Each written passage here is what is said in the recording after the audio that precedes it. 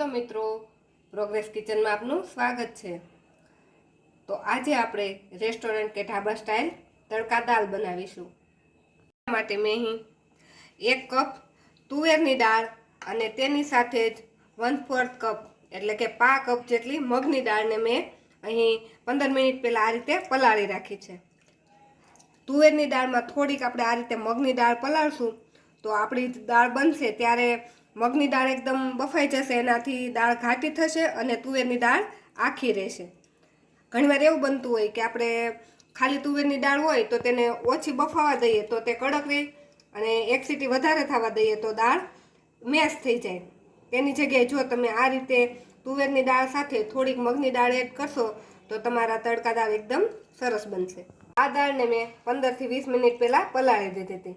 હવે આ દાળને આપણે ઘસીને ધોઈ લેશું। તો આપણે આ દાળ ધોઈ લીધી છે, તે દાળને આપણે હવે કુકરમાં એડ કરી દઈશું। હવે આમાં આપણે પાણી નાખી દઈશું, પણ આમાં દાળથી ઉપર 1 ઇંચ જેટલું રહે તેટલું જ આપણે પાણી નાખવાનું, બહુ વધારે પડતું પાણી નહીં નાખવાનું, નહીંતર આપણી દાળ પતલી થશે। જો આટલું પાણી નાખી આપણે એને બાફી લેવાની, પછી આપણે વધારે ઘાટી લાગે તો ઉપરથી પાણી એડ કરવાનું। દાળ બાફતી વખતે આપણે તેમાં 1 તમાલપત્ર નાખીશું, તેમાં 1 એલચી નાખીશું અને તેમાં 3 લવિંગ નાખીશું। આ વસ્તુ તમે દાળ બાફવામાં નાખશો એટલે તમારો દાળનો સ્વાદ એકદમ ઢાબા સ્ટાઇલ થશે। હવે આપણે કુકરને બંધ કરી મીડિયમ ગેસ પર આની એક જ વિસલ કરવાની છે, કેમ કે આપણે દાળ પહેલાંથી પલાળીને રાખેલી છે, એટલે એક વિસલ કરી આપણે પ્રેશર કાઢશું નહીં અને એની જાતે જ પ્રેશર નીકળવા દેશું એટલે આપણી દાળ પરફેક્ટ બફાઈ જશે। આપણા કુકરમાંથી બધી જ હવા હવે નીકળી ગઈ છે। આ રીતે જાતે જ તેની બધી પ્રેશર નીકળી જાય ત્યાં સુધી એને ઠંડુ થવા દેવાનું। ઠંડુ થઈ ગયા પછી આપણે એને ખોલી લઈશું। તો એકદમ પરફેક્ટ એવી આપણી દાળ બફાઈ ગઈ છે। જો જે તુવેરની દાળ હોય થોડીક આખી લાગશે અને મગની દાળ હોય એકદમ બફાઈ ગઈ હોય છે। તો હવે આ દાળ માટે એક આપણે વઘાર કરી લઈશું। તો વઘાર માટે આપણે કડાઈમાં 1 ચમચી જેટલું ઘી લઈ લઈશું। ઘીથી વઘાર કરીએ તો આ દાળનો ટેસ્ટ એકદમ સરસ આવતો હોય છે, પણ જો આની જગ્યાએ તમે ખાલી તેલમાં દાળ બનાવવા માંગતા હોય તો તેલમાં પણ બનાવી શકો। અને ઘી સાથે આપણે 1 ચમચી જેટલું તેલ પણ લઈ લઈશું। આપણું ઘી અને તેલ ગરમ થાય એટલે તેમાં આપણે 1 ચમચી જીરું નાખી દઈશું અને તેની સાથે 1 ચમચી જેટલા અધકચરા વાટેલા આખા ધાણા નાખી દઈશું। આ આખા ધાણા તમે વઘારમાં નાખશો તો તમારા દાલ ફ્રાયનો ટેસ્ટ એકદમ ઢાબા સ્ટાઇલ આવશે। તેની સાથે જ 2 સૂકા લાલ મરચાં નાખું છું અને 1 તમાલપત્ર નાખી દઈશ। તો આપણો વઘાર સરસ થઈ ગયો છે, તો હવે તેમાં આપણે 2 નંગ ઝીણી સમારેલી ડુંગળી નાખી દઈશું। ડુંગળીને આપણે સરસ સાતળી લઈશું।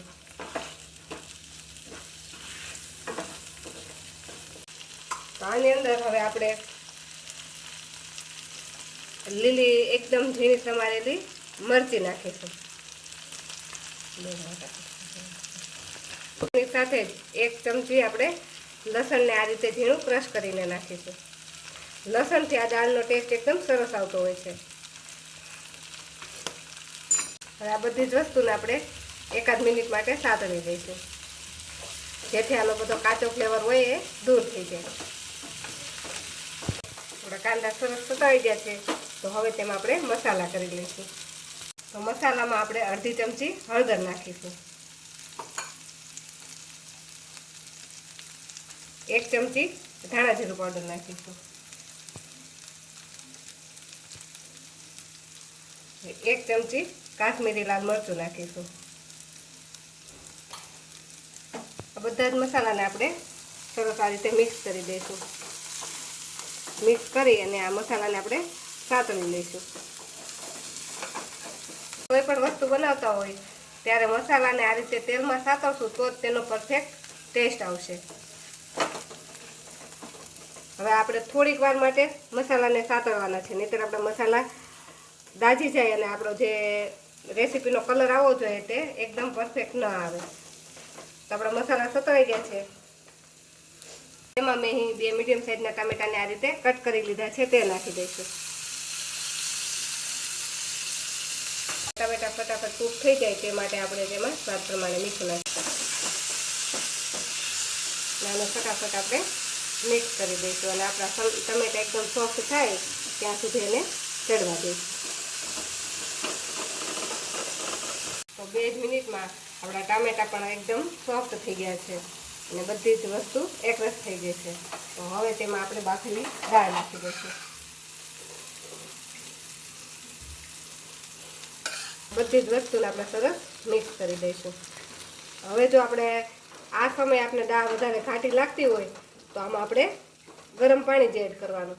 જો ઠંડુ પાણી એડ કરશું તો એની કુકિંગ પ્રોસેસ અટકી જશે.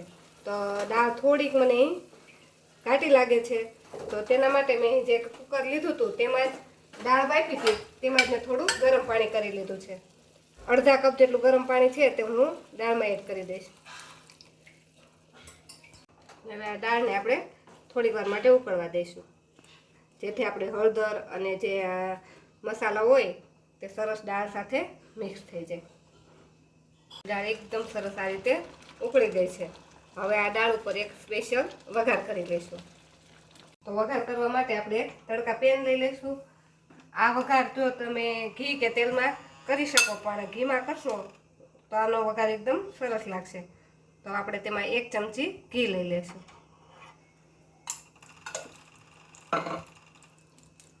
ઘી ગરમ થાય એટલે તેમાં આપણે 1 ચમચી જીરું નાખીશું.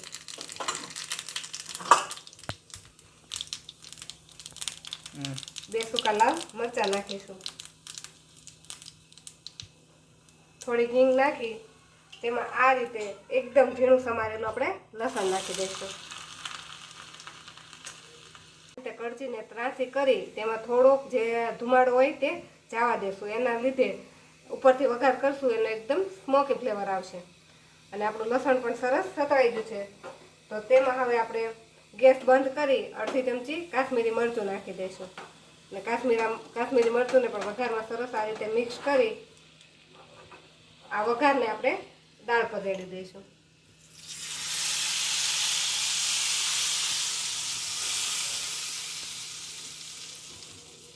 માટે આ દાળને આપણે ઢાંકી દઈશું. આ રીતે દાળને ઢાંકી દઈશું એટલે જે આપણે ઉપરથી વઘાર કરેલો છે એનો ફ્લેવર દાળ સાથે મિક્સ થઈ જાય.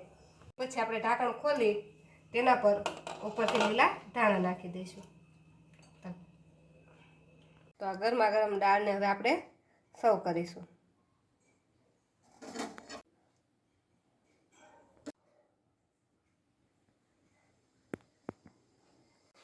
તો આપણી દાલ ફ્રાય બનીને રેડી થઈ ગઈ છે અને તેના પર આપણે ઉપર એક સ્પેશિયલ તડકો પણ કરેલો છે. આ તડકાથી દાળનો ટેસ્ટ એકદમ વધી જાય છે. તો આ દાળને આપણે જીરા રાઈસ સાથે સર્વ કરીશું.